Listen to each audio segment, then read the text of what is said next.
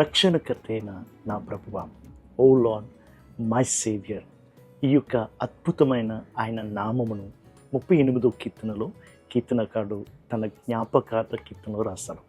ఆ కీర్తన మొదలుపెట్టినప్పుడు గమనిస్తే ఎంతో భయంకరమైన పరిస్థితులు ఉన్నట్టుగా మనం చూస్తాం. ఆయన దేవుని కొరకు కేక వేయటానికి, ప్రార్థించడానికి కూడా శక్తి లేక తన నేరస్థాపనలో ఎంతోమంది ఎక్యుజేషన్లో ఆ దోషారోపణ కింద అణిగి ఉన్నట్టుగా ఉంటాడు. ప్రభా, ఇది భారము మోయలేకపోతున్నాను, నీ చెయ్యి భారము కూడా నా మీదే ఉన్నది అన్నట్టు రాస్తాడు.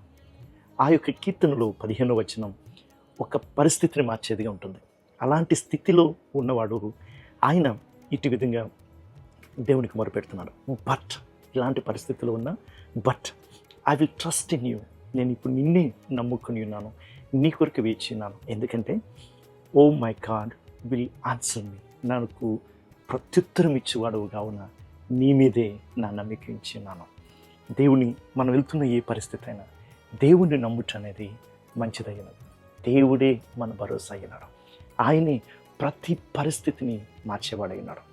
మనం ఏ స్థితిలో ఉన్నా మనం గుర్తుపెట్టుకోవాల్సింది ఏంటంటే దేవుడు మన రక్షకుడు అయినాడు. అందుకే ఈ కీర్తన అంతటిలో ఎన్నో పరిస్థితులు రాసిన ఆ కీర్తన ముగింపులో కీర్తనకారుడు ఎలిగెత్తి పాడుతున్నాడు ఏంటంటే, oh Lord you are my saviour. ప్రభువా, రక్షణకర్త అయిన ప్రభు అంటున్నాడు. ఆయన మనతో ఉన్నాడు, మన రక్షకుడు అయినాడు.